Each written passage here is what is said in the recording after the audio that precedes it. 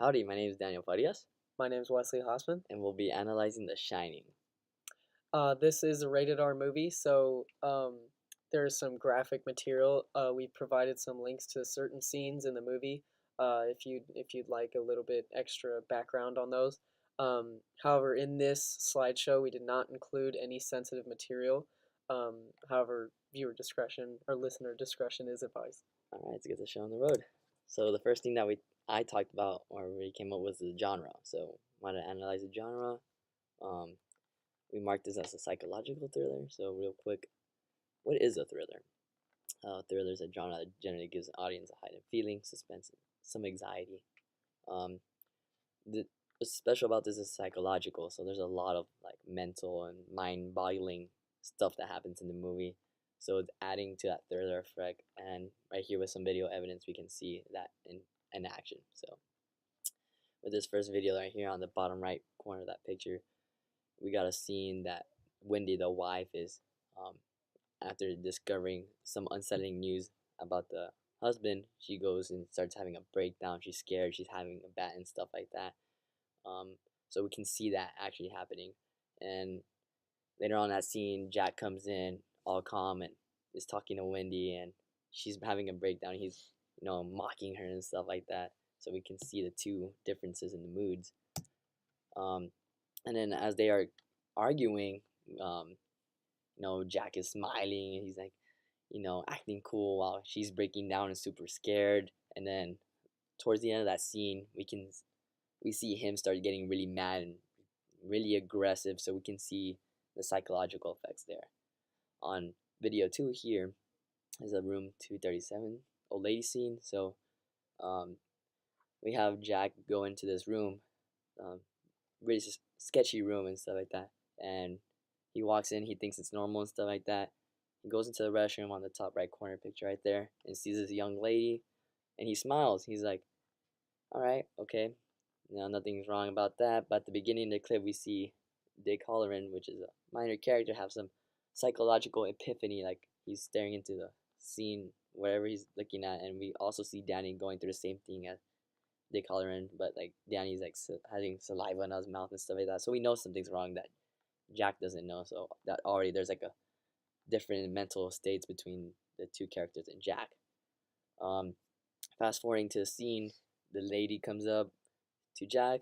They start kissing, and in a heated moment, Jack opens his eyes and realizes that young lady is now old and rotting, like if she's dead. So on the bottom left, we can see him stumbling and stuff like that. So that's really like mind-boggling, and I feel like adds a lot to the psychological effect. Yeah, so Stanley Kubrick is obviously a very famous director. He has a lot of talent, and this film is really a good example of that. Um, Most notably in the hallway scene, we follow Danny on the tricycle, and the camera is following him um, kind of far away. It's not moving as fast as he is. He's moving away from the camera, but we're still moving in the same direction as if we're following behind him. It's a little bit stocky. It's kind of weird.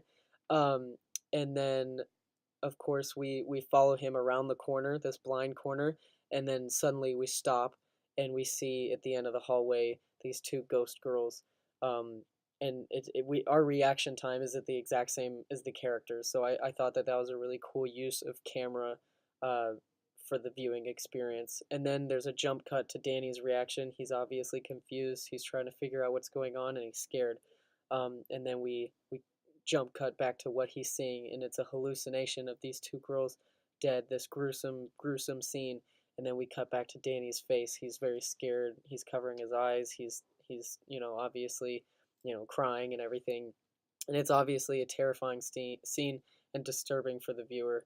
And I think that these sudden changes of shot, they kind of create a feeling of dread, like what's it about to cut to, because that first cut was obviously a surprise. Um, and then another example is when Jack is chasing down the family and they're hiding in the freezer. We get this shot of him coming up from his feet. We get this shot of him, his face, his arms against the door of the freezer as he's trying to get in. we get to really see the intensity in his face and the manic nature of him. Another really great example, a classic example of this, is when Jack is beating down the door with the axe. The camera slowly draws back with him as he's getting ready for his swing, and then slams forward very suddenly as he brings his axe to the door, kind of mimicking his movement. I think this is a clever way to get the viewer involved in what's happening. And then right after that, we get a shot from the doorway, and as Jack brings his axe into the doorway, it kind of knocks the camera out of the way. Um, kind of, again, a different point of view, a unique point of view. All right. Second thing we want to talk about is the sounds and the soundtrack. I think these are a key component to the film. Without it, the psychological effect will suffer to the point where it's like really non-existing. So on this first video clip we have on the top right with Danny writing Red Rum on the door, the scene starts off with him saying Red Rum super silent. At the same time, we got the classical piece from the soundtrack. Um, and those two establish the scene. They grab the audience attention, like, hey, something's about to go on and stuff like that. Something from the soundtrack, we hear a violin holding out this note, so it's like guiding us and holding us in suspense, making us feel uneasy, anxious. And then as his voice gets louder, we get sudden spikes from the strings and brass instruments, making it more intense. So it's building up to something really big, and Danny starts walking towards the door and getting ready to do something. Um, as soon as he finishes writing it, it's super loud. The string quartets and brass are going at it. He's screaming Red Rum, wakes up his mom, and then as soon as she wakes up, she looks in the mirror and sees the word murder. The string quartet is gone, and all these drums are playing, and it's like it's really guiding us and builds up to this epiphany moment, which is awesome. Um, Another use of the sound is his diegetic sounds. The way Kubrick uses them it's awesome. So one of the best diegetic sounds are the sounds of Danny's tricycle when he's riding on different surfaces. So here on the top right, when he's riding on the tile, it's loud, and on the wood, it's echoey. The carpet's dim, and that grabs the audience's attention. Like, okay, maybe there's something up with this tricycle, or something maybe will go down, or he'll find something. So in this clip, the sounds are changing depending on what he's riding on, and I feel this is an awesome way that he uses it to set up something for the plot. And going off what Wesley said about the twin scenes, during that whole scene on the video, the tricycle wheels are super silent and brings it up right to the twins. So it's like it was guiding us all this way, and I think that was a great, awesome experience with the diegetic sound. Um, Obviously, with any classic movie, you're gonna have some pretty classic props, memorable props. And then, of course, there's Jack's axe and Wendy's knife. Jack's axe kind of represents his aggressive nature, and it kind of gives you an idea, of who he is, who his character is. An axe is a tool. It's kind of used for, pretty innocent things, chopping down trees. It's used for yard work, and Jack seems like a pretty normal guy. Should be at an office or at home with his family or whatever, but instead he's on this crazed rampage. And then Wendy's knife, it's flimsy, it's small. You wouldn't want to use it to defend yourself, and that kind of gives you an idea of she's vulnerable. She really can't defend herself very well, and both of these things are very like uncomfortable to watch. Like, you don't want to think about an axe or a knife being used against another person. That's just it's gross. You don't want to think about it. So I think that adds another level of kind of terror to the movie. Next, there's Room 237, and I love this aspect of the film because it really plays on our childhood fears of the creepy basement or the scary attic. Don't go in there. There's something terrible in there. And I love the way that Stanley Kubrick uses this. And then the typewriter, I think the typewriter kind of represents Jackson's sanity. He's a writer, he's working on a project, a book, and then all of a sudden we see what he's really been working on. It's just the same words over and over again, and it really shows us that he's truly insane. And then Danny's tricycle really represents his childhood, and as an adult, I think we all, we push fear to the side. We kind of, try to ignore it. It's not okay to be afraid as an adult, to some people. But I think that we can all relate, deep down to a child who's afraid. And I think the tricycle kind of represents his childhood. And then finally, the old photograph. It's mysterious. We don't know how it got there, and I think that's the point. It's supposed to, be unsettling. Finally, I think the most important part of the film is the location, and that's the Overlook Hotel. Uh, it's memorable. It's iconic. On the outside, it's cold. It's dark. It's ominous. It's big. It does not look like some place that you'd like to stay. On the inside, it's large. These large open rooms, and they're kind of empty and dimly lit. They do not look like places that you'd like to stay. Um, you'd probably get bored in them. And then the hallways, as we talked about before, they're long and very brightly lit. It's almost blinding. You don't want to look at it, and they really focus your attention to whatever's at the end of the hallway, and that really pays off in the hallway scene that we discussed before. And then in the hallucination sequences, we really we see this jovial party, but not everything is as it seems. Obviously something's wrong. It's very hazy. It's not nice to look at. So I think that that's a really good example of the location, how it adds to the story. Yep. Going off here on the last subject for me is the mise en scène. There are many elements in this movie that give it that are really significant to every scene. So, for example, like the music, the camera angles, the shots, everything makes it out really good. I want to talk about the setting about it. The opening scene here on the top right corner, we have um, the Rocky Mountains. In the beginning, it's like this bird eye view shot where it's coming down towards the lake and then expands up to the entire Rocky Mountains. I think that's awesome.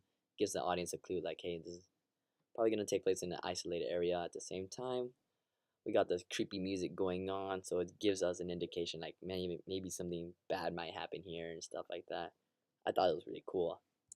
Um, the last part I thought was awesome, especially with the lighting. I think is probably the best element here in this scene was when Jack is in the bar. So real quick on the bottom left, we can see the lighting. Everything's well lit in the bar, and everything else is dim, so we can tell, hey, something's gonna go on. And then on the top right, we have Jack himself.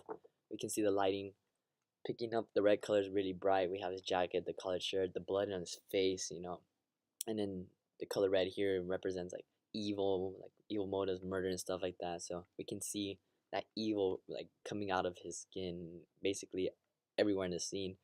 So we can tell that, hey, he has evil intentions. And a little quick connection: red rum, is murder backwards and has the word red in it. So correlation. Oh my god, it's awesome. Um, Also, the lighting brings out his sinister facial expressions. Like on the top right, we can see him smiling, all creepy and stuff like that. And I thought that was creepy. And I think the lighting did a good job bringing out the small little facial expressions. And finally, the acting in this movie is again iconic. Um, Jack Nicholson is obviously the most prominent role in this movie. Uh, Stephen King noted that Jack Nicholson was perfect for the role because he was crazy to begin with, and that might take away from the story. A man descends into madness for some people, but for me, I think it added to his character. Obviously, we knew something was going to go wrong from the beginning, so I think casting somebody who's obviously very animated in his acting, in his style. I think that was the right move. He plays a very good crazy person. Shelley Duvall she's an innocent, you know, kind of homely looking woman, and she plays a very good, uh, you know, kind of a babe in the woods. She's fearful for her life. She's scared all the time, and she does that really really well. Um, Something to note is that Stanley Kubrick was really tough on his actors. He was known to push them to their limits mentally and physically. He kept them up for days at a time so that would come their frustration, their emotions would come out in their performances, and that was really the case in this movie. Um, And then one challenge that they faced making this movie, and a lot of movies these days, is making a movie with a child.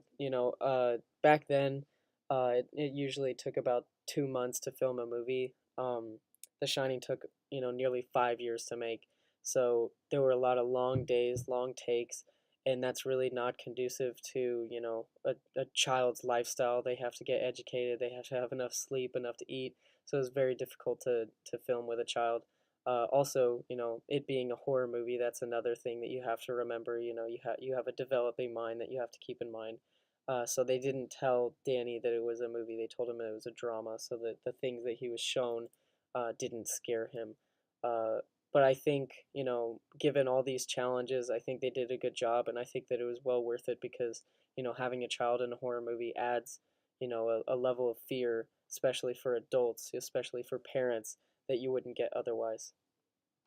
All right. So we're here at the ending. Here's Johnny. So we're excited. On page we just got The Shining and stuff like that. So I think we did a really good job.